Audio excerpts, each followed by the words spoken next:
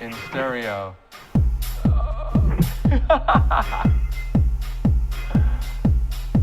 Oh my goodness. Ladies and gentlemen, you're watching Eclectica.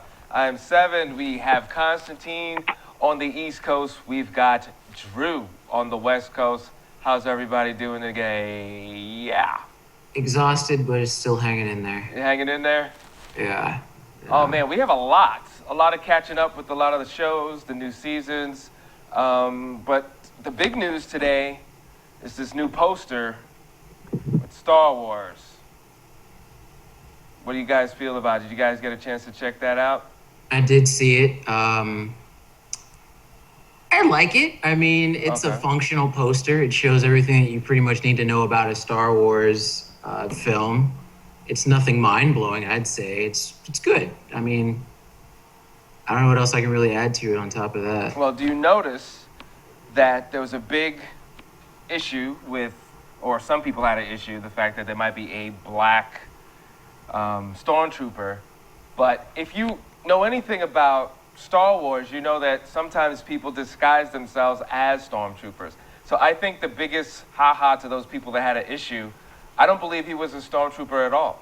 Okay, well, because look, he has a lightsaber in the poster. My thing is okay, my response to this comes on two fronts. Point one, okay, who cares if there's a black stormtrooper? In the original, as far as we knew, the Empire the stormtroopers were soldiers, which meant they could have come from all points in the galaxy, whatever planet you had, they could have been black, white, blue, the color purple, green, it doesn't matter. So the color of a stormtrooper, it's irrelevant to me. Two is the idea that after the prequels, they were all clones. Correct. In which case they would have been not just clones, but Maori clones.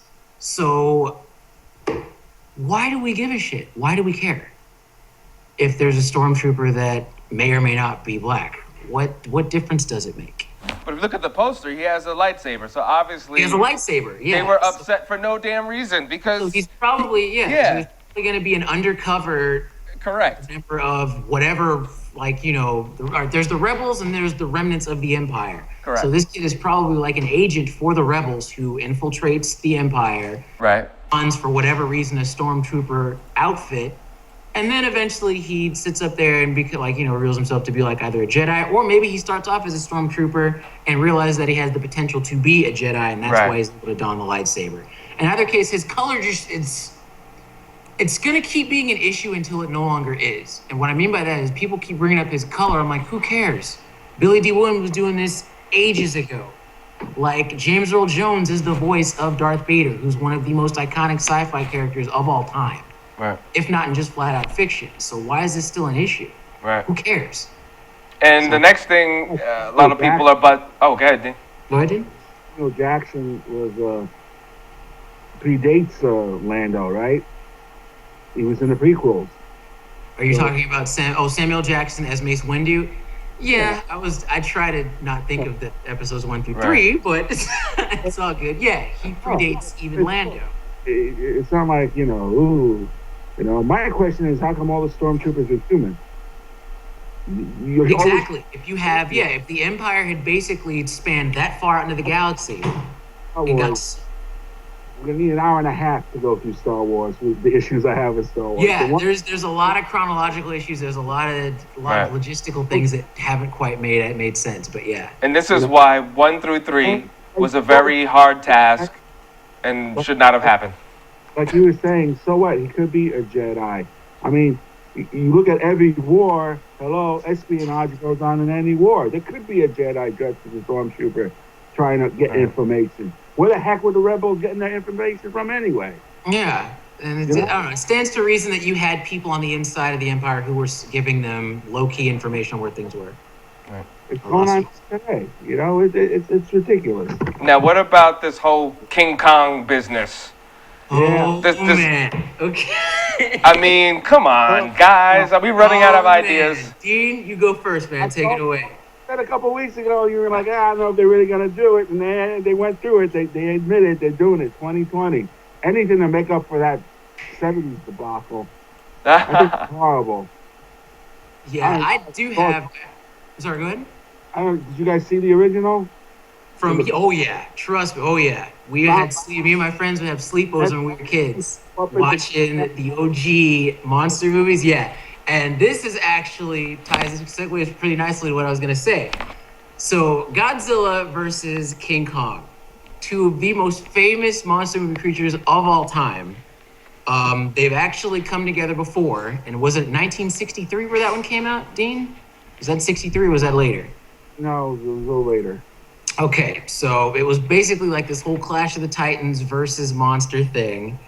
And how they explained in the story was because there was the issue of size with Godzilla and King Kong. And this is what I actually posed a question in an article that I wrote about King Kong versus Godzilla. If you guys noticed, when King Kong, 1933, climbed the Empire State and basically just engraved himself into the hearts of kids everywhere, it was cool. And when Godzilla came around by the Toho company, that too was cool, seeing him shoot the atomic breath and all that good stuff. My issue is, though, if this is based on the rebooted Godzilla, which is at least 3 times larger than the original Godzilla, that Godzilla is big enough to knock over the Empire State in a single swoop of his tail. How is King Kong going to sit up there and match against something that it basically would, I don't even know if dwarf is the right term to use. Would basically eat him like a Tic Tac, basically. Like a morsel, yeah. He's like a morsel at that point. So it's like, how does that whole thing work? How does that happen? Are they going to do the whole thing like how they did in the original, where how did they do it, Dean? They used radiation to like scale Godzilla down a bit so they could actually have the fight. It was some big convoluted thing that even as a kid, I'm just like, huh? So how are they going to explain that and not have it be completely ridiculous in 2020? Do it a clean fight. They could. I mean, it was 62. It was 62. It came out. 62. Okay, so I wasn't that off. And I just want people look at these pictures. Little, really big. Yeah. Yeah. All he had to do is yawn on King Kong, and that's it. Yeah, basically. So it's like, how do you comparatively have that fight unless they scale Godzilla or King Kong up? In which case, I'm like, that's going to be. I know the Japanese complain about Godzilla being that big. Mm-hmm. In fact, when the second Godzilla comes out, the American-made one, the Japanese are releasing their own Godzilla movie. Oh, wow. Yeah. Two versions of Godzilla out. They probably will scale them down. I guess bigger than always better. Because anything that big wouldn't be able to move that fast. Well, they did that, yeah, because they were trying to sit up there and make Godzilla larger than life, which worked. But I'm like, okay, now if you're going to have King Kong, you're going to have to make him equally large or scale Godzilla down, which I think kind of cheapens the experience.